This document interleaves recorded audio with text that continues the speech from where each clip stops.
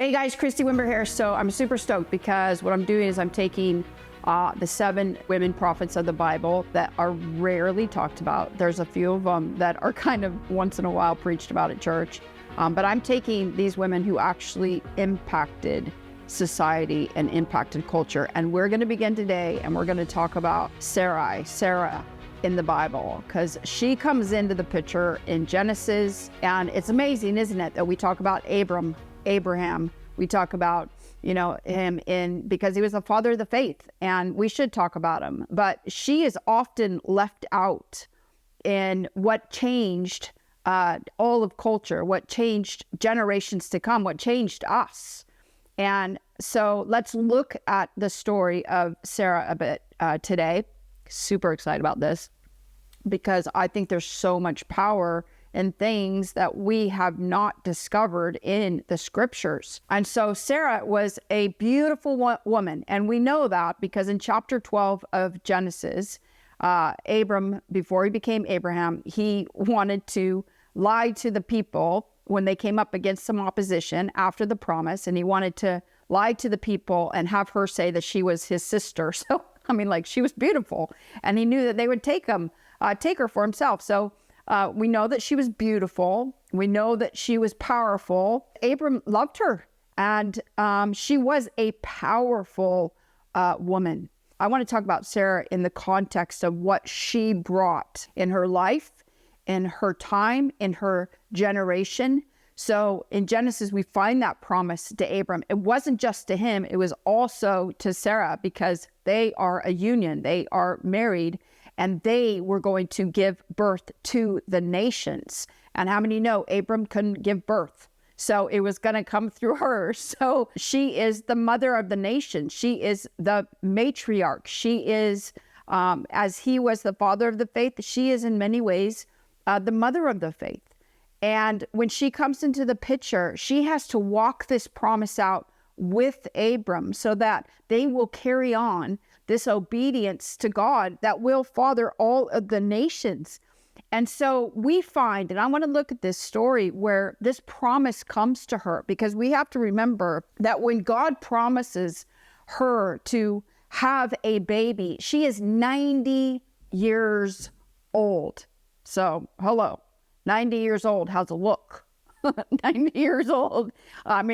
We're talking up there, right? If you live, to 80 years old, you've led a good life. But back then, she's 90 years old. She has, for all of these years, lived with rejection. She has lived with pain. She has lived with the pain of infertility in a time where if you didn't have children, you were looked down upon in ways that were, hard to get away from. Like you couldn't go and check out on Netflix. Like there was nowhere for her to go. She's going to have to go pitch a tent somewhere. So she can't get away. She has got to be full of pain and heartache. And we find some of that in her story, actually, where she is a bit, you can see that insecurity that surrounds her and how she operated. And I'm pretty sure it was the 90 years of living with rejection and living with the pain of not being able to conceive and feeling less than a woman. Like I have prayed for countless women who have been unable to conceive natural children.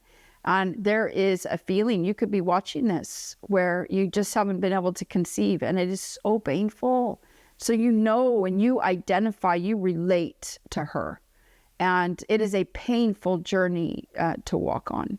And that's what Sarah had to walk. She had to walk for 90 years without being able to have children. And so this promise that God brings to her that you're not only gonna, bear a child, but that child is going to give birth to the nations. So again, we're reading the scriptures, from outside in. In other words, we know what happened. But she didn't know what it looked like. She didn't know what was going to happen. She just had to believe the promise of what God was saying to her. And we find that when God makes her this promise, her response is one that is kind of less than godly, to be honest. It says that she laughed basically at God, and then she lied about it. She laughed and she lied, which honestly, those characteristics traveled down through their family, because how many know if you don't deal with the sin in your family, it will get transferred to the next generations. And what you and I don't deal with, we leave for our grandchildren and our great-grandchildren. That is a reality in the scriptures where God says that he blesses us to the 1,000th generation. But that also means that if we don't deal with stuff, we carry that on. And we find here where that line, she actually, Jacob, in their family line, he becomes known as a liar. Jacob's name means deceiver. So it wasn't just something that he did. It was actually part of his identity. So we got to deal with the stuff that we have in our life. I mean, we got to uproot the stuff that's unhealthy at the end of the day. And we see where that was one thing that got traveled down through their family because they didn't deal with it. So you got to deal with your stuff. You got to deal with your stuff or your stuff is going to deal with you. So here she is. God gives her a promise. She's 90 years old.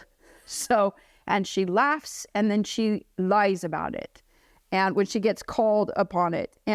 But I have a lot of I think mercy for her, because I think in that whole feeling of being barren and in the context of what she was having to live with was so very easy. And I think when we read the story of Sarah, we have to think about the gift of patience. Like, here's the thing. God has promises for you. God has promises for me. So the promises are there. The promises are waiting for us. It's not that they're not there. It's that we're not ready for it. So there was obviously a time, this 90-year time, where God actually had to work on her. God had to get her prepared. God had to get her prepared for the promise. So here's the thing. When God makes a promise, there's always opposition after the promise. I would say don't expect it, but don't be surprised by it. Opposition is actually a good sign. It means that you're onto something. Opposition always follows promise. And when God made this promise to Sarah, she is coming from such a place, I would think brokenness. And I would think like, God hasn't come through for me so many times. Like, why would it come through now?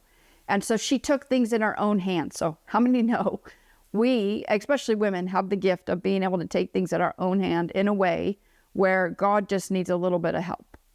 God just isn't seeing our circumstance. God isn't seeing what's going on. And honestly, this isn't a woman's issue. This is a people issue. We like taking things in our own hands when God's timing is not our timing. And that's what she did. And so she had, Abram sleep with Hagar, who was their Egyptian slave. And she took things in her own hands, and maybe God just got this wrong. And we have to produce this ourselves. And we will produce things in our own power if we don't wait for the leading of God. So when God makes a promise, we have to remember that it won't be on our timetable. And if we aren't careful, we will take things in our own hands and kind of push God and kind of push doors open and kind of push things to make them happen. Because if it's not happening, then it must not be God, or God just needs some help. That's what she did. She just took things in her own hands. And then, now Abraham has a son, Ishmael, and he's not the promise.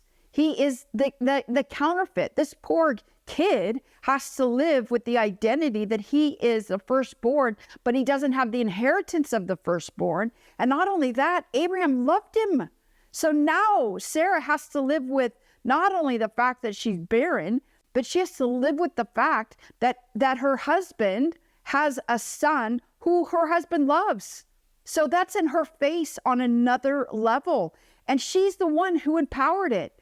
My friends, we sometimes empower things and then we blame God for what gets produced. It is not God's problem when we produce things in our own power. It is the consequence, and it's not persecution, it's consequence. She is not being persecuted for being the mother of the faith. She is not being persecuted for being married to Abram. She is having a consequence for playing God, because she was so worried that God wasn't going to come through. And I know that many of you are watching this and you're like in this heartache. Is God going to come through? Whether it's conceiving a child, whether it's waiting for a promise for a child that's already here, whether it's, having to hold out for what God's going to do with your finances or the ministry that you think God wants to take you to. I mean, you have to hold on to the promises of what God has said, and don't go ahead of the promise, because you will regret it. You will regret what you take into your own hands. And so, of course, God came through for Sarah. Of course, his promises came to pass, but she had to walk it out, and she had to bear the consequence. I found it really sad, actually, for Hagar and Ishmael, because then they got sent out of the camp. Like, Sarah was so full of jealousy. And that's what I'm saying.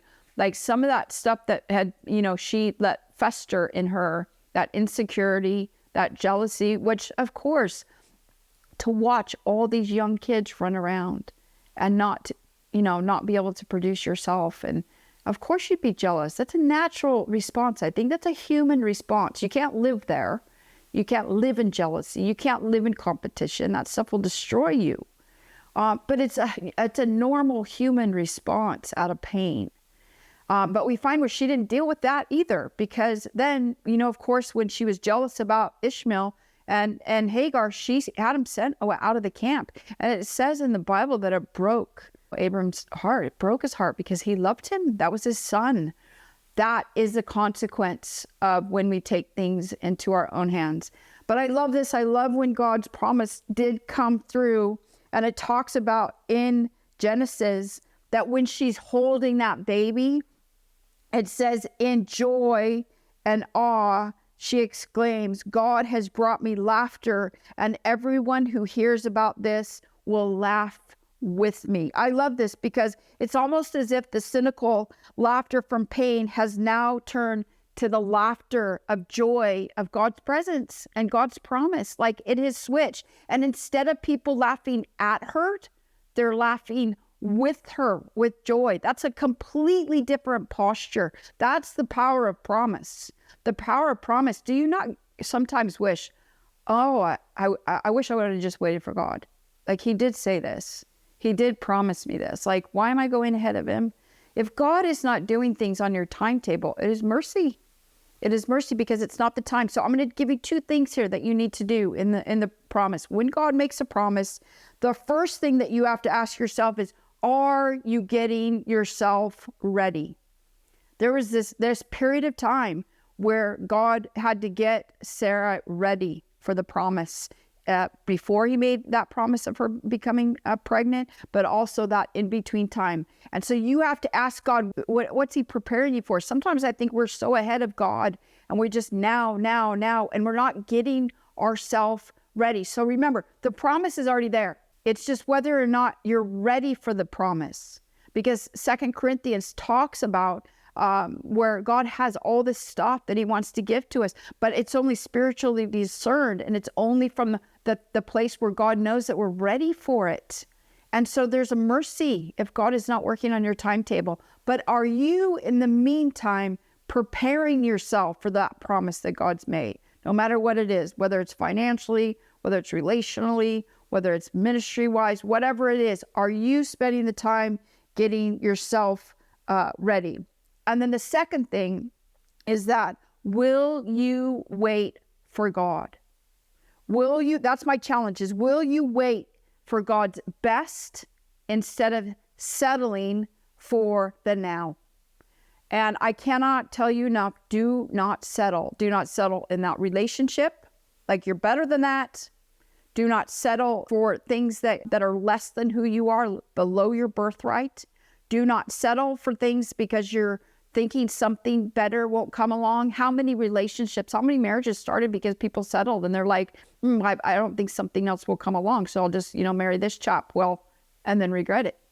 Like, don't settle or go ahead of God. That's my challenge to you, is one, get yourself ready, but then also don't settle in the meantime. Wait for God, because God's promises always come to fruition. It's just never going to be on our timetable. So go through the study notes. I can't tell you enough. Go through the study notes and see the areas where God is stretching you, God is challenging you, God is working stuff out in you, because it will make a difference. And I'm glad that you joined me today. I really love talking about these things. The scriptures are so powerful. They change us in every single way that we need to be changed. And so thanks for being with me.